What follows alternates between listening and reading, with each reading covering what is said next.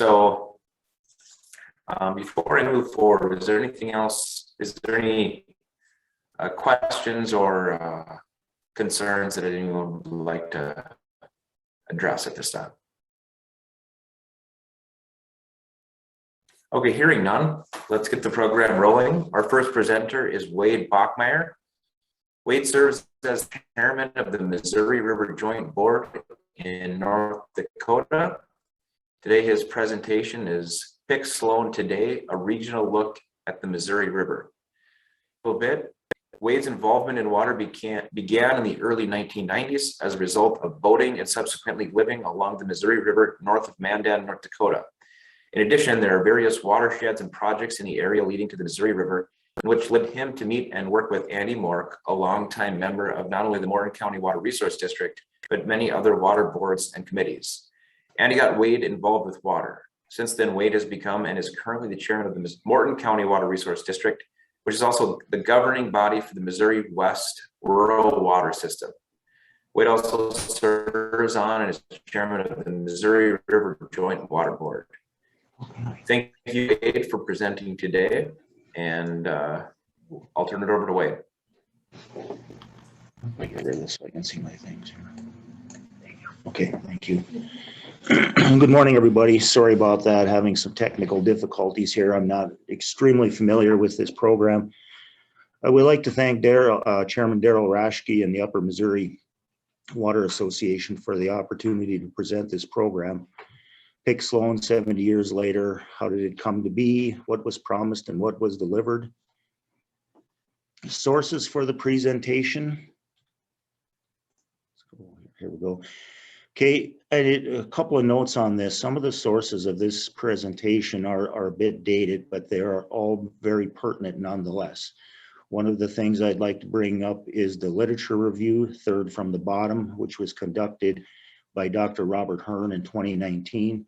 That was a joint effort between the Missouri River Joint Board and Garrison Diversion. We asked Dr. Hearn to pull together the economic data and what North Dakota gained and what North Dakota lost in terms of the Pick-Sloan Act, Flood Control Act of 1944.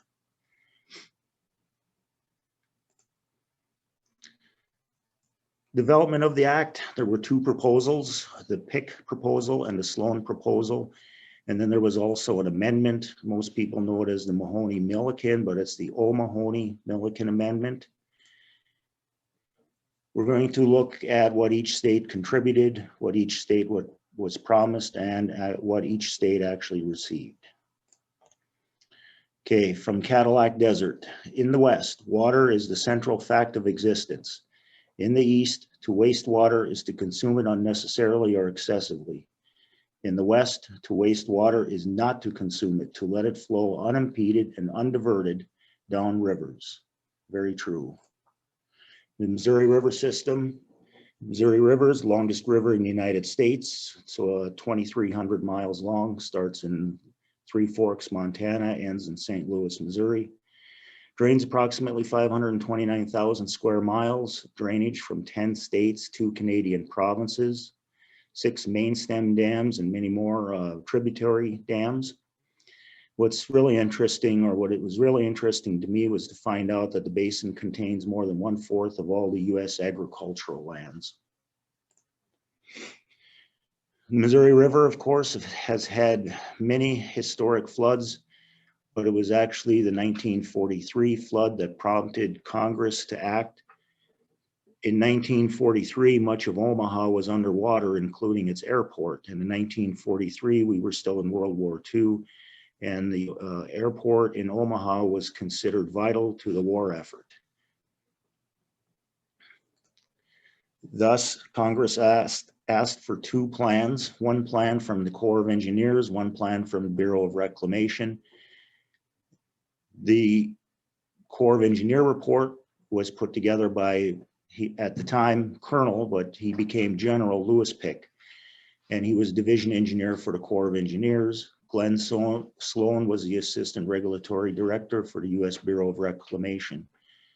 Pick's program focused mainly on flood control and navigation. So the Pick proposal was very favorable for the downstream states, while the Sloan program plan focused on not only flood control, but also irrigation, municipal water supply, power generation. Peck's plan was a 13-page report that he submitted to Congress. Sloan's plan was 211 pages. So they both had different proposals. So the compromise came out as follows. Over 100 dams were authorized, of which 50 were actually constructed. And the dams were primarily for the benefits and goals that we now today call and use as the authorized purposes. Total cost in 1944 dollars, 1.2 billion. Irrigation for 1.7 million acres. Channelization, which was one of Peck's plan, was part of Peck's plan. Channelization for navigation below Sioux City.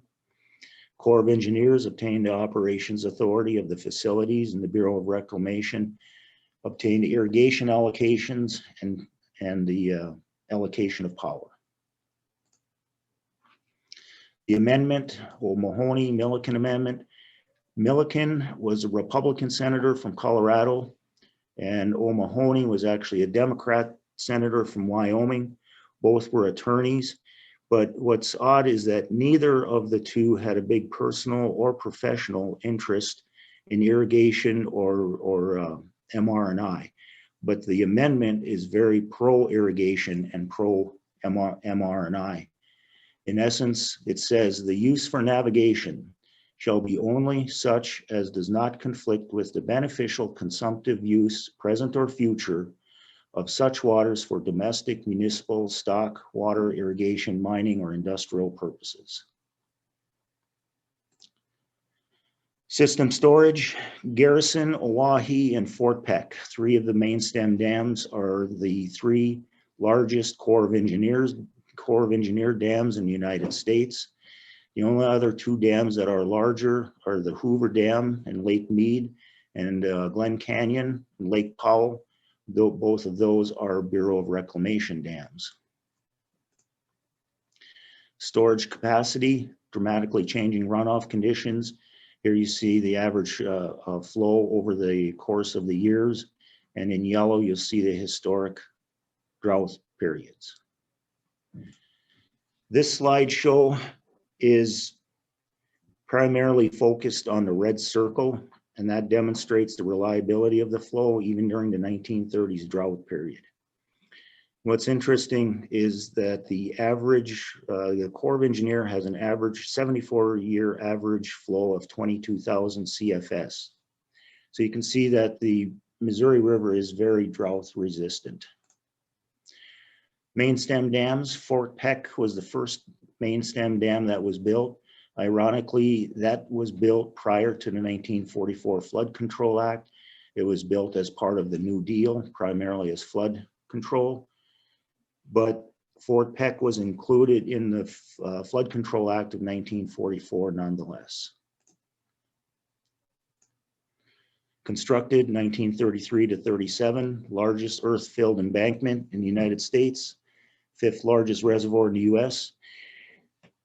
Required 590,000 acres of land to build, of which only 168,000 was fee land. The rest of the land was government-owned land.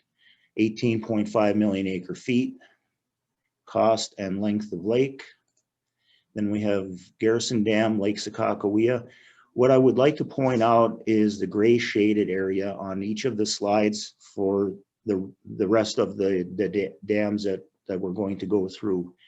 Those are all areas of reservation land. So in this case, the Garrison Dam was built to where it flooded a lot of land on the Fort Berthold, three affiliated tribes.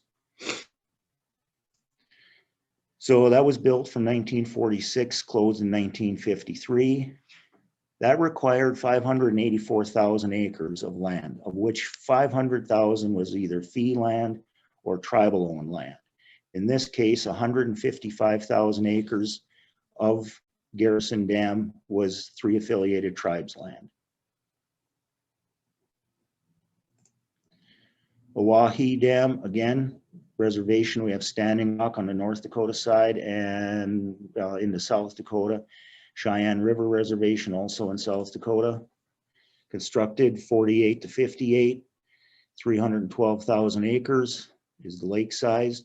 This lake required a little over 402,000 acres of land, of which 400,000 of it was fee land. Of that, approximately 202,000 of acres was Standing Rock and Cheyenne River Reservation land. Big Bend, Lake Sharp, again, Lower Brule and Crow Creek reservations.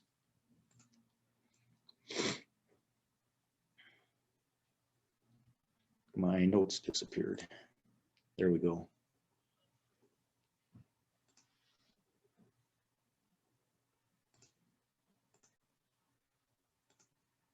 Okay. This lake required not quite 46,000 acres of land, which again, 45,000 of it was fee or reservation land. I apologize, I don't have the reservation acres for this one. Fort Randall, Lake Francis Case, again, Yankton Reservation. Constructed 1946 to 1952. Required 115,000 acres of land, of which a little over 114,000 again was fee and tribal land. 5.3 million acre feet. Length of the lake, 107 miles. Gavins Point, Santee Reservation. This lake straddles the North or South Dakota, Nebraska line, and that's why Nebraska will be shown later on as contributing land to the plan. Constructed 1952 to 1955, required almost 35,000 acres of land, of which over 34,000 was fee and tribal land. 5.3 million acre feet, cost to construct 199.1 million. So in summary, of the Pick-Sloan dams, we have 6 dams, 6 lakes, construction anywhere from 1933 to 1963. So basically a 30-year window, and it created over 5,900 miles of shoreline, but total dam lengths comes out to 13.6 miles. Total storage over 72 million acre feet. Total acres, almost 1.8 million acres in the upper Missouri, Montana, North and South Dakota. Almost 1.8 million acres of land. Annual sediment load about 70, not quite 76,000 acre feet, which does seem like a lot, but when you calculate it, it's actually only 0.001% per year of the dam capacity. Annual energy produced 9,310 MKW, and the cost to construct was right on budget of right about 1.2 billion.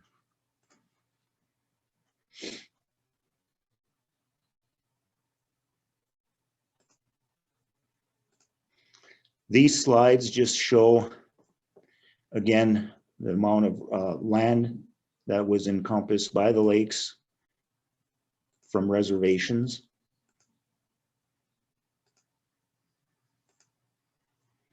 Who gave the land? Who contributes the water? Montana. Montana provided almost 35% of all the needed land, provides almost 16,000 CFS average annual flow, which is about 25% of the total. Keep in mind, some of that includes Wyoming flows. Power that it provides, 15% of the system power. North Dakota contribution, 34% of all the land, provides 6,600 CFS, which is about 10% of the total flow, and provides about not quite 20% of the power.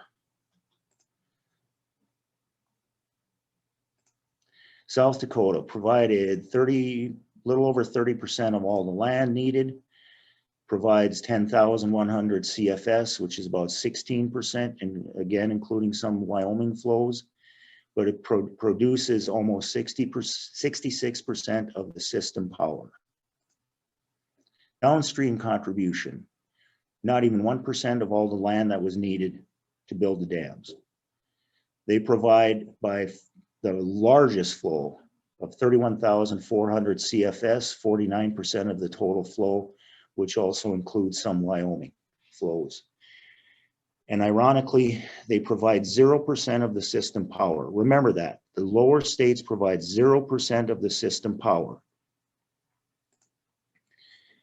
Average annual flood protection. This is from the U.S. Army Corps of Engineers. And in this case, we are looking for who are the big winners of flood protection. Missouri, 25%, Iowa, 25%, Nebraska, 19%, North and South Dakota did make the rankings with 18% and 10% respectively. In terms of dollars, 1944 dollars, cost of the dams 1.2 billion, and flood protection almost 36 billion. Put that in 2017 numbers, cost almost 28, prevented damages almost 63. So the flood control part of it is definitely paying off. System power benefits. This is why I wanted you to remember that the downstream states provide 0% of the power. The power is produced by the upper three, South Dakota at 66, North Dakota almost 20, Montana 15%. Who gets the power? Nebraska, it's Missouri, Iowa, Minnesota. So all of the power that is produced by Montana, North and South Dakota goes out of state. The power losers are the states that produce the power. Irrigation benefits. In terms of irrigation winners, obviously Nebraska and Kansas. Irrigation losers, Montana, North and South Dakota, and Wyoming. Even though we provided all of the land for the project. System water benefits, obviously the upper states, especially Montana, North and South Dakota, not so much Wyoming, but the upper states benefit from the water of the Missouri River. I believe these numbers are a little bit dated, but the percentages are probably the same nonetheless. So if you look at it, the upper three supply only about 14% of the population, the lower states 86% of the population, but 89% of all the intakes are in the downstream states. Big winners, Nebraska, Iowa, Missouri, Kansas. Recreational benefits, the Dakotas actually come out ahead on the recreation benefits. Ironically, Nebraska has 16%, Iowa 6%, the rest of them 16%. So in the 1970s, there was a lot more navigation than there is now. Material transported in the 1970s, 7.5 million tons. By the 2010s, it was down to 4.8, about 36% decline. And they are no longer using it for farm commodities, which in the 70s, they were using it for 14% of the were farm commodities. Dr. Hearn says measurements made in the hundreds of millions per year, hydropower, water supply, including irrigation and flood control. Measurements made tens of millions per year, recreation. Measurements made in millions of year, navigation.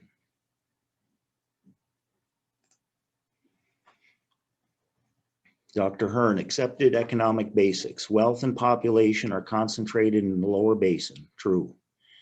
Commercial centers are no longer linked to the river. True.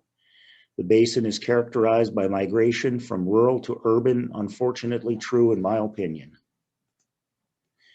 So Dr. Hearn says the big winners were Nebraska, Minnesota, Iowa, Kansas, and Missouri.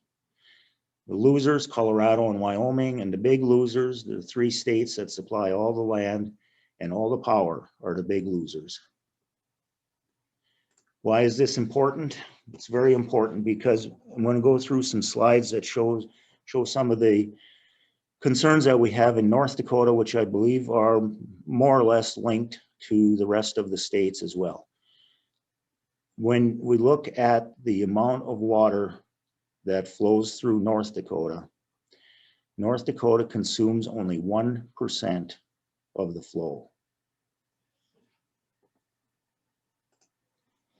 The Pick-Sloan had slated irrigation in the eastern part of the state, but the 1986 Reformulation Act reduced irrigation from, what was it, 1 point something down to 131,000, provided 200 million in grant funds for MR&I.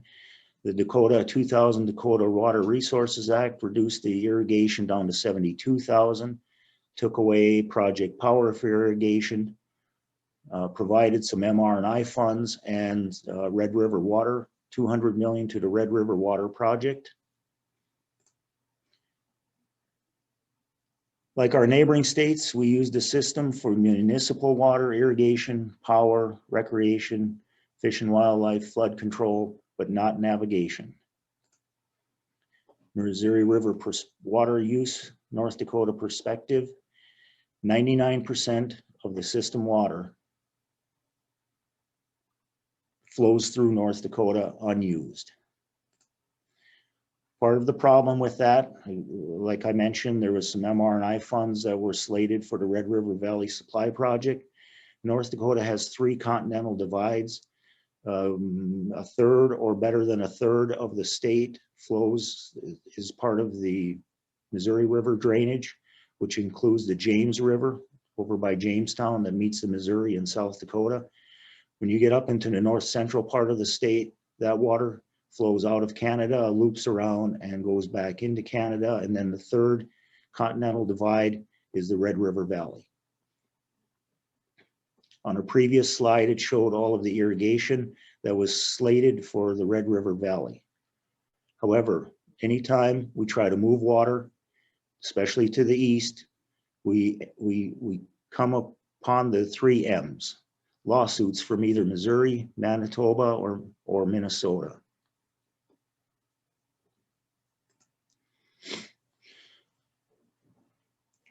Who else is looking at our water? Colorado River Basin study, U.S. Bureau of Reclamation. They're looking at 600,000 acre feet per year minimum from the Missouri. The Red River project proposes 74,000 gallons per minute.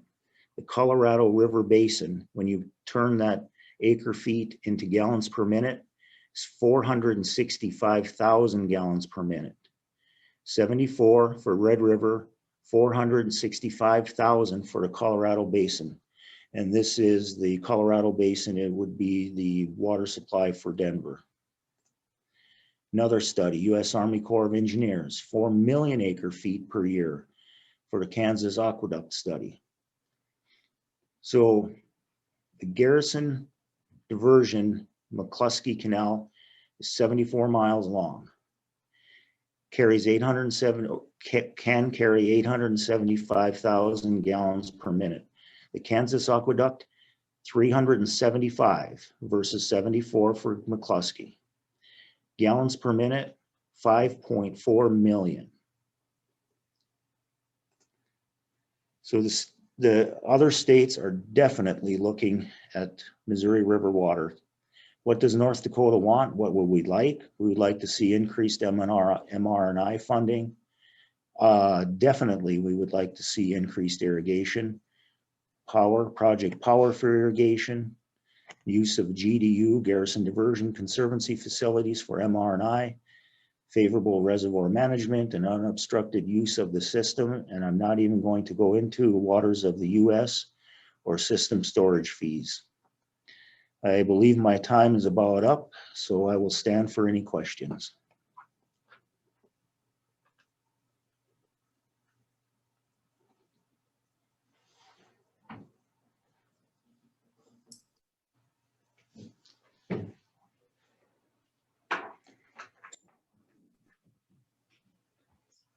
Any questions for Wade?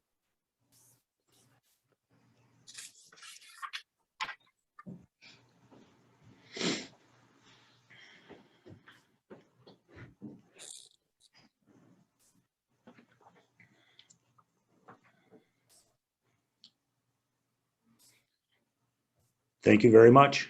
Yeah, Wade, I guess I have a question. I guess um, what are the next steps? You know, I know we did the, Dr. Hearn provided his presentation last year. You're still working on it. What are the next steps for, seeing increased benefits from this project? I believe this is true of all of the upper Missouri states, not just North Dakota. It's an education thing. We have to get everybody involved. We have to get the populations involved. We need to let them know, or we need to alert them to the source that we have with the Missouri River. So some of the steps that the joint board is taking in conjunction or in cooperation with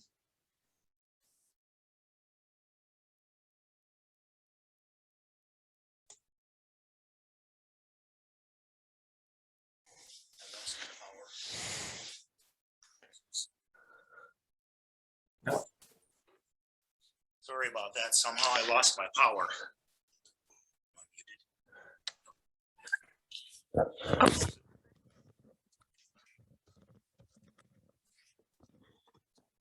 Sorry about that. So the Missouri River Joint Board is right now looking at putting together meetings with the State Water Commission. We've been talking to legislators, and the Garrison diversion has been active in this as well.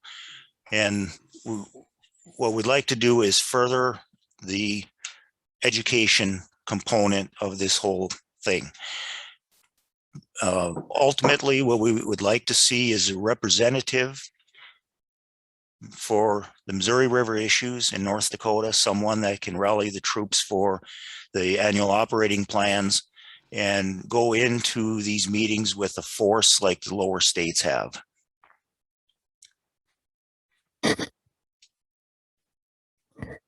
Gotcha.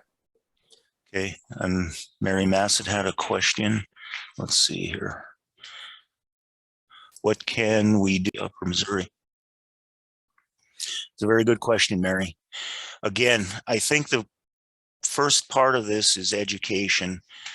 There's a select group of us that are involved in water, but I think the word has to get out to all the people in the states. We're losing our source of water for irrigation, MR&I. We're losing it to states that provided none of the land. They provide none of the electricity. So we just need to somehow better utilize what we have flowing through our states. Jack, this is Ken. Wade, can you hear me okay? I would have a question for you. Yes, Ken, I can hear you. Wade, when you're out and about, I know you're involved in a lot of civic activities. When you're out and about, what's your perception about the average person in North Dakota, how they understand the history of the Missouri River or the importance of the Missouri River? Do you think there's a good understanding of where we're at on what North Dakota's given up and what we may still be due for what we've given up? Or is that just a mystery for most people?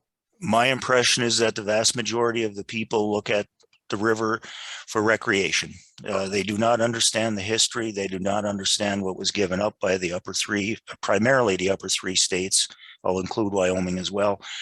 But they look at the river as more recreation than anything. Obviously, there are some irrigation projects up and down the Missouri River, but the vast majority of people do not know the history behind this or what was given up, Ken.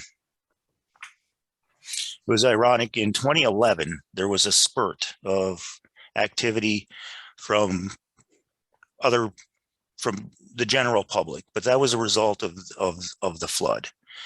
And then you saw an uprising of people coming to the Army Corps of Engineer meetings, voicing their opinions. But I believe that has kind of waned as of now.